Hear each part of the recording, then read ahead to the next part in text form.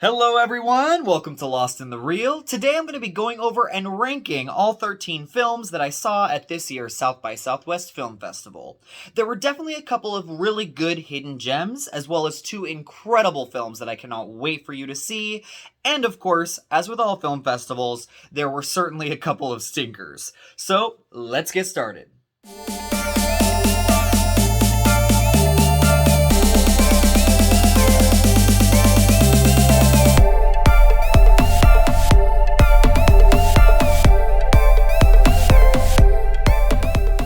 So I'm going to be going over and ranking each of these films in the order in which I saw them at the festival. And as with all of my ranking videos, I have 7 different tiers that I rank these films on. At the very bottom, we have worst of the worst, and then we have very bad, meh, just okay, very good, amazing, and the coveted tier of being a masterpiece.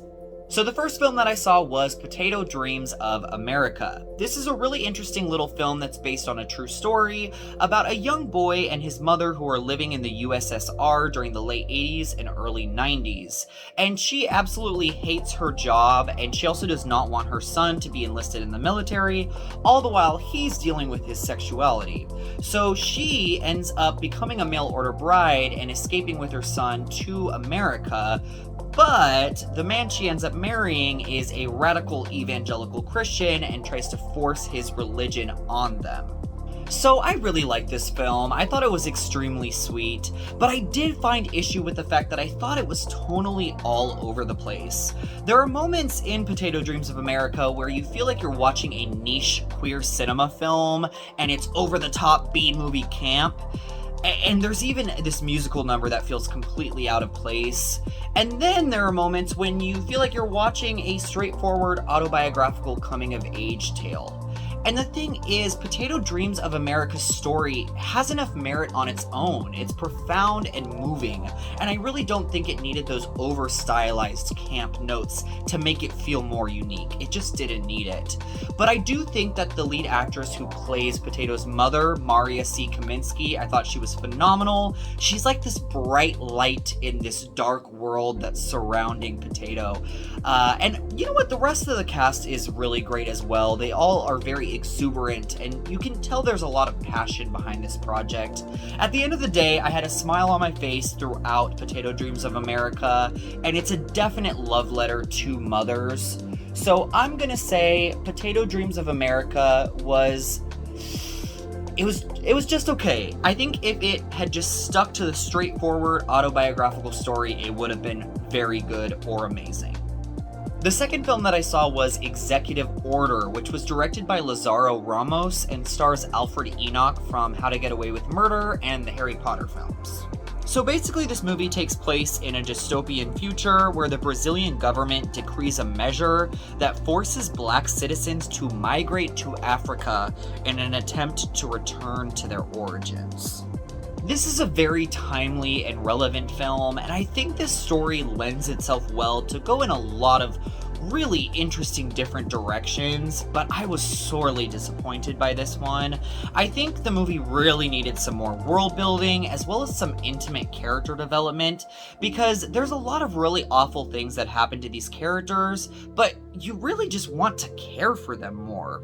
Also, the timeline did not work at all for me. One moment the government is signing this executive order, and the next moment all of a sudden they've already eradicated a lot of people, and I'm like, what? It felt like no time had passed. Like, what happened? So that really bothered me.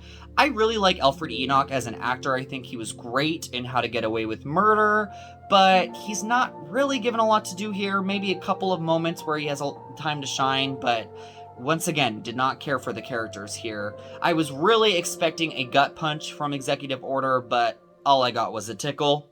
So I am going to put Executive Order in the meh tier. So much squandered potential. Next up is Demi Lovato, Dancing with the Devil. And I know this is actually considered a docuseries, but I did see it in film format, so I'm going to rate it as much.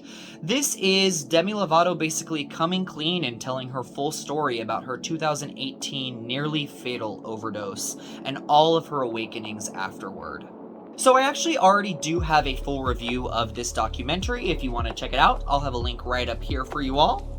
But I am a huge fan of Demi Lovato's ever since Camp Rock, and I was so excited for this documentary because I wanted to hear her side of the story. And boy, does she tell it. She does not hold anything back. This is harrowing stuff. It is disturbing as much as it is powerful. I was really bothered by this film's shameless album promotion, especially in the fourth part of the documentary. And also, Scooter Braun, her producer, he also executive produced this. And I think the documentary paints himself to be the hero of the story, which I really didn't like. I wanted it to be just about Demi. But either way, this is a very important documentary to watch, especially if you've been touched by addiction in any way. So I'm gonna say Demi Lovato, Dancing with the Devil. You know what? I think I was even too hard on it in my review. I gave it a 3 out of 5. I'm gonna say it's very good. I think that it deserves to be in that tier and people should absolutely watch it, especially since it's free on YouTube. So next up is a film that I have also reviewed already. If you want to check that out, I will put a link right up here for you all. But this movie is called Broadcast Signal Intrusion. It is a neo-noir mystery that follows a young man named James, played by the incredible Harry Shum Jr., who basically becomes obsessed with these pirate broadcasts and falls down this rabbit hole of conspiracies surrounding these broadcast intrusions and their link to the disappearances of multiple women.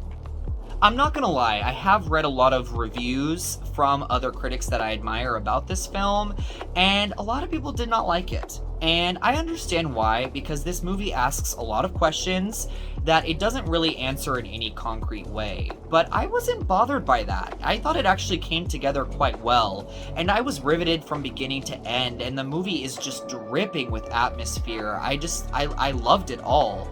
So I'm gonna say Broadcast Signal Intrusion, at least for me, is amazing. I'm really excited for other people to see this film and to hear what their thoughts are, because there's a lot to extract from this movie that I think a lot of people are missing. Next up is an ecological horror fantasy called Gaia. The movie is about a park ranger on a surveillance mission in a primordial forest who encounters two survivalists following a post-apocalyptic lifestyle. And they have a really mysterious relationship to nature. There are many suspicious aspects to their existence, though, and when their cabin is attacked by a strange post-human being, this park ranger learns that there is a greater threat in this wilderness. I knew nothing about this movie going into it besides the very basic plot, and I thought it sounded so interesting. And there is a lot to admire with this film. The gorgeous cinematography, the incredible creature effects and prosthetics, as well as the surrealist imagery. All of it is just so well done. I was really impressed. But holy crap, this movie is not my cup of tea at all. I thought it just dragged on forever. I thought it would never end. It's very unsettling and uncomfortable in spots. There's like this grimy feeling that you almost get from it. And for some people, they're gonna love that, but I just really did not like it. And also, it's one of those movies that has very much so this environmental message, and by the end it just feels like they are pounding that message into your brain. I really don't like that it was so on the nose there. So definitely not my thing, but I know other people are really going to dig this one. So for me, Gaia goes in the very bad tier, but like I said, some people are really liking this one. It's just not my thing. The sixth film that I saw at the fest is a horror fantasy called Witch Hunt. In a modern America where witches are real and witchcraft is illegal, a sheltered teenager must face her own demons and prejudices as she helps two young witches avoid law enforcement and cross the southern border to asylum in Mexico. So this was at the very top of my list of my most anticipated films of the festival. I was really excited for it, just primarily based on the premise. It sounded a lot like American Horror Story's third season, Coven, which is easily my favorite season of that show. But talk about having a great premise and doing absolutely nothing with it. Literally, I feel like nothing happened in this movie. And the horror and supernatural elements felt completely out of place. It just did not work. And also this analogy of witches in America being like immigrants in America, it's an interesting idea, but they do nothing with that at all. I just feel like this movie is trying to be so many things. This young adult fantasy, this supernatural horror, this coming of age drama, and it does absolutely nothing right. And how dare you have Elizabeth Mitchell, who I love from Lost, in this movie, and you give her nothing to do. Like, this movie's really, really bad. It pissed me off in a lot of different ways. So, without going on too much of a rant, I'm just gonna say Witch Hunt is one of the worst of the year. Bye-bye, Witch Hunt. Wow, I am really filling up each tier on this list, aren't I? Okay. Next up is the movie The Fallout, which won the Audience Award and the Special Grand Jury Prize Award for Best Narrative Feature. And I think it pretty much deserved both of those. The film is directed by first-timer Megan Park and is all about high schooler Veda, who navigates the emotional fallout she experiences in the wake of a school shooting. Relationships with her family, friends, and view of the world are forever altered. This is an honest and raw depiction of how we all deal with tragedy in different ways, and what a knockout debut feature for Megan Park. I mean, wow. And it does have a couple of flaws, which I'll talk about in a second, but I was just so impressed. The quartet of young lead actors here are phenomenal. I was so impressed. None of these characters feel grating or cliche. They all just feel like honest to goodness kids just doing their thing, being silly, but at the same time, you know, being able to see through their eyes and how all of them are trying to process this horrible tragedy that's happened in their lives. It's just so interesting. We have Jenna Ortega from Yes Day, which just came out on Netflix, and she is phenomenal here. She gives one of the best performances that I've seen so far this year. And Maddie Ziegler, who we all know was in Music, and that did not go well for her. It's really nice to see her kind of have a redemption here. I thought she was fantastic, and you kind of expect to see her character go in one direction, but she's totally not like how you would expect her to be. I was bothered a little bit by, we have two guy lead actors, and they're great, but we don't really get any closure with them, so that really kind of bugged me. Maybe that ended up on the cutting room floor. Would have liked to see some closure there. Felt like the film dragged here and there in a couple of spots, but I mean, this is one hell of an impactful and effective coming-of-age drama. I really, really liked it. So, The Fallout is going to go in the very good tier. Not amazing, almost there though. Almost there. Next up is the Norwegian film Ninja Baby, which is based on a graphic novel. When 23-year-old Raquel finds out she's 6 months pregnant after a not-so-romantic one-night stand, her world changes completely. At the same time, a ninja baby climbs out of her diary to tell her what a horrible person she is. So this is one of the critical darlings of the festival, and while I really liked it, I don't think I liked it as much as everyone else. But this is a movie that literally no one has their shit together, and I loved that. It feels just really realistic. And the lead actress, her name is Christine Kujath Thorpe. I totally butchered that, I'm sure, but I thought she was magnetic and absolutely hilarious. I really connected with her character. And there is this ninja baby, and it's animated, and like I said in the description, it like pops out of her diary and just starts talking mad shit on her. And I thought that this would just become old really quickly, but that ninja baby was hilarious, and it really does make the movie feel different and unique when it could have felt a little bit stale, because we have seen other films like this, like Knocked Up. I also think that this film is special in a lot of ways because it doesn't go the route that you would expect it to go. And I always really respect that in a film when they're willing to go to uncharted territories. But I do think it is a bit slight, overlong, and I don't think the ending landed. like I wanted it to. So I was kind of disappointed by the ending, but it was really enjoyable and I did laugh throughout the movie. So I am going to say Ninja Baby is... that's hard. I'm going to say it's just okay. I didn't love it as much as everyone else. So yeah, just okay. Next up, we are going to go to documentary land for just a little bit with WeWork, or the making and breaking of a $47 billion unicorn. I don't know about that name, but this premieres on Hulu on April 2nd, so it will be out soon.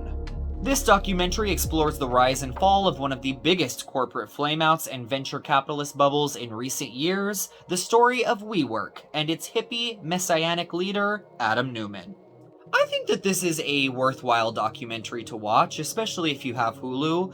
It's competently made, slickly edited, and I did find it pretty fascinating and compelling throughout its runtime, but I can't help but feel like we've seen and heard this story before. It's this CEO who, you know, just thinks he's God's gift to the world, who can talk the talk but can't necessarily walk the walk.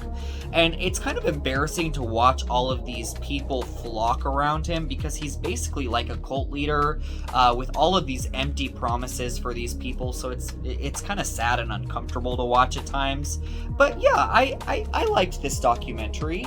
It's definitely not going to win any awards or anything, but it's an interesting watch. So I'm going to say WeWork. I'm just going to call it the WeWork documentary because that name is ridiculous. I'm going to put it on the just okay tier.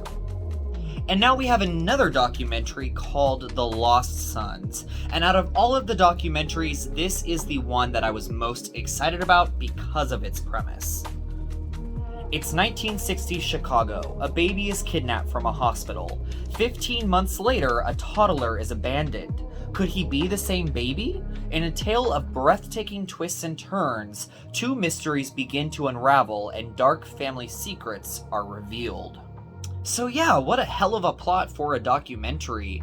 This reminded me a lot of Three Identical Strangers from a couple of years back. Kind of this whole stranger than fiction type true crime story dealing with adoption and conspiracy. So yeah, it definitely did not hit the success of that film, however. I think that I was captivated for most of the runtime because this is a really messed up story, but there's so many mysteries and things going on within the film, and I just felt like it was unfinished because you don't get a lot of closure to any of these mysteries. And for a documentary like that, it becomes wholly unsatisfying if it doesn't answer any of the questions that it brought up. With Broadcast Signal Intrusion, that was okay because it's a narrative feature, but with a documentary like this, you want some answers. You need some answers, or you just feel like it just doesn't come together, and unfortunately this film doesn't. I still think it's a really interesting plot, and it's worth watching if you are interested in true crime stories, but it could have been amazing. It's just okay. Now back to narrative features, we have Sound of Violence, which is one of the craziest films I've seen in a while. It's basically Sound of Metal meets Saw. Yeah, try to think about that one. A young girl recovers her hearing and gains synesthetic abilities during the brutal murder of her family. Finding solace in the sounds of bodily harm, as an adult, she pursues a career in music, composing her masterpieces through gruesome murders. Yeah, so this one is wild, people.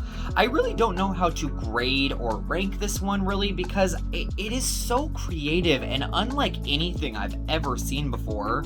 And Jasmine Savoy Brown is just awful and devilish and freaky because she seems so normal, but you know how messed up she is in the head and the awful things that she's done to people.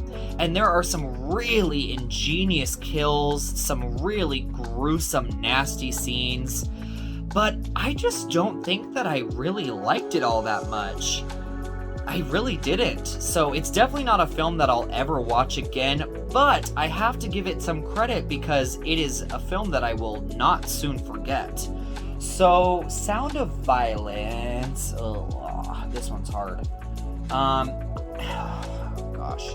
I'm gonna say Sound of Violence goes in the meh tier, because like I said, I didn't like it, but I think some people are going to love this film just because of how damn creative it is. But meh for me.